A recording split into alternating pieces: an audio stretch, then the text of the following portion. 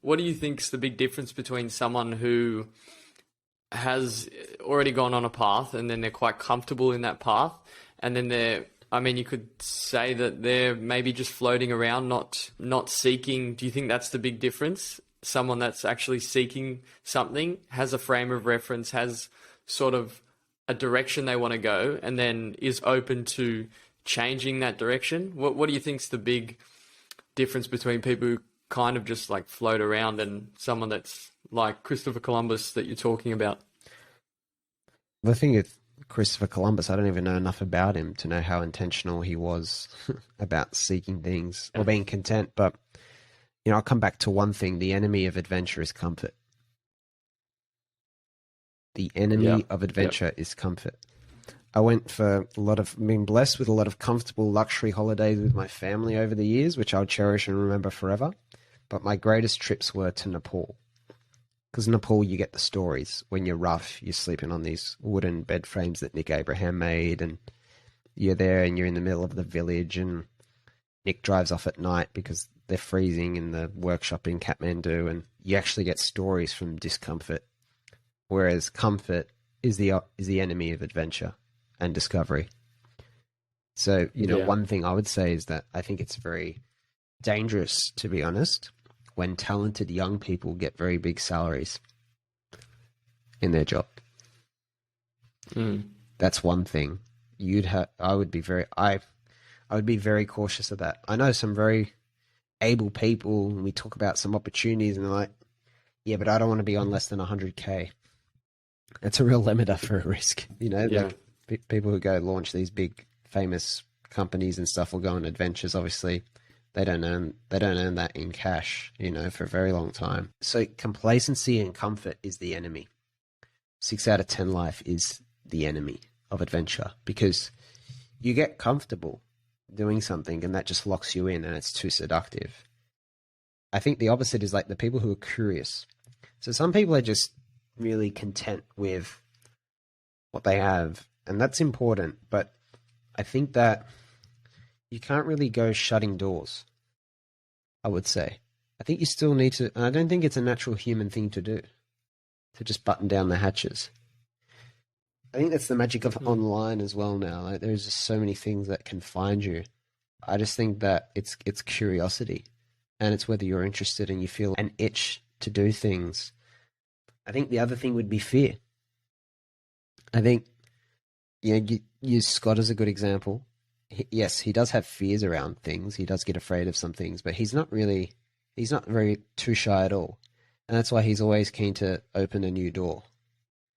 It's not wondering, much less than other people will wonder, what are people going to think if I do this? What are people going to think if I do that? So you've got comfort, you've got fear, and then on the positive side, you've got curiosity. And I'd say that's why, comfort can exacerbate fear because you've got more to lose. So you believe anyway. So that's pretty tricky. That's why people who work 5 days a week on a comfortable enough salary, actually I get concerned because, it can lead you towards whatever, a milestone, but I think you just got to have something in your life that can bring in some unexpected things.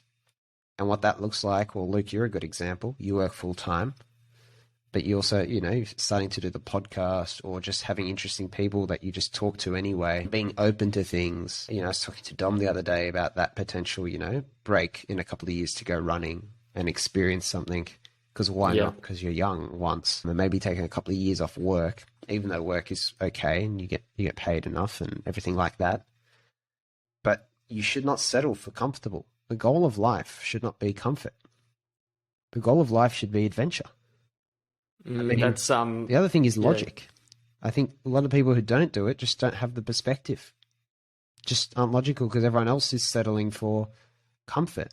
And Western society is very easy to confuse comfort as the goal. Everything points towards making things incrementally more comfortable, which is ridiculous. Yeah, it's funny how it works in reverse. It comes back to the anti-fragile idea we were talking about, Joe, where, you're set on a particular path, and if you don't start sort of pushing the outside of the walls of your comfort zone, it's corny to say, you start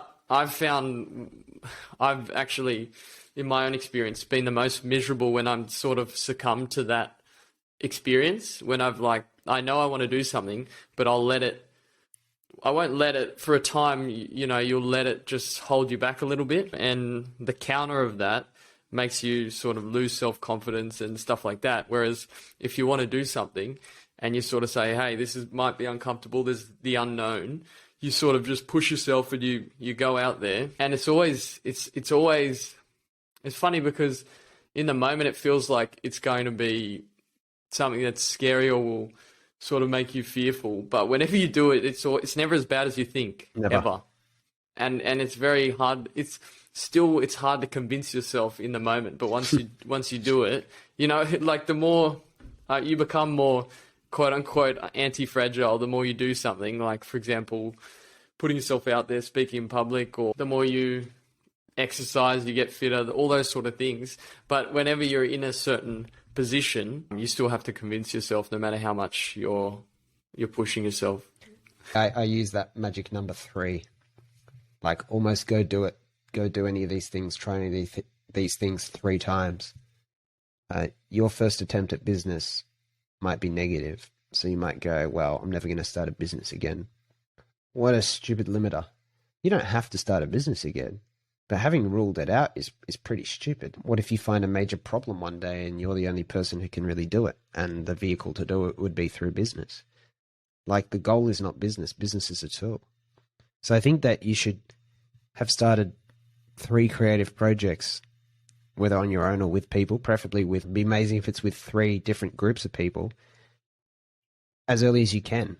Hopefully before the age of 25 or 30, really. Traveled 3 times, probably on your own, to 3 different places. I've noticed the value of seeing myself be seriously wrong about things, especially like professionally or what I want to do with myself. Once you 3 times, because the first time it's like, damn, I was wrong. Hope that doesn't happen again. Second time's like, oh my God, I was actually wrong again. Like, that's crazy. But I think finally the third time you're like, oh wow, this is probably going to keep happening. But look, I've overcome this 3 times. So that's like, it locks in that pattern. Like you can predict any pattern of numbers. I think, what is it? You can normally predict a pattern of numbers once you've seen the first 3 examples in it, and you try and figure out what's common. But it's very hard when you've only got 2. Right? So if I go 2, 4, what's the next number? You might say 6. You might say 8. You don't know. But if I give you the next number, you can kind of figure out the pattern with a bit more precision. Does that make sense? So if I go 2, 4, 8, you're like, oh, it's doubling. So then that makes it. So I feel like, what are examples for me? So I think that getting off what I'd say is my kind of compass. The first time I did it was probably psychology. Then the next time I studying psychology rather than really focusing on film. The second time I did it was probably going more down real estate, which was just like a shiny object opportunity at the time. And I really didn't know much about what I was getting into. Obviously didn't know how things would pan out. And then, I think I had another opportunity when lockdown ended to help a guy out with a construction business, which ended up doing really well. But I was like, no. I've done this before where it was just like, it's a cool business opportunity, but it doesn't align with me, or it seems like the sensible thing to do because it might lead to money. That doesn't work out for me. So then I build up this, clearer decision-making framework for myself. The other thing was like, I think when I went to Nepal, first time I had no idea what the world of international development's really like. There's a lot of like corruption and a lot of bullshit in this. And then I think that also helped me, ironically, start learning more about education. I was like, wow, there's a lot of fluff and bullshit in education. So it's like, if charity and giving back is different to how I thought it was, and education, the reality of learning, is different to what I thought it was, what else am I wrong about?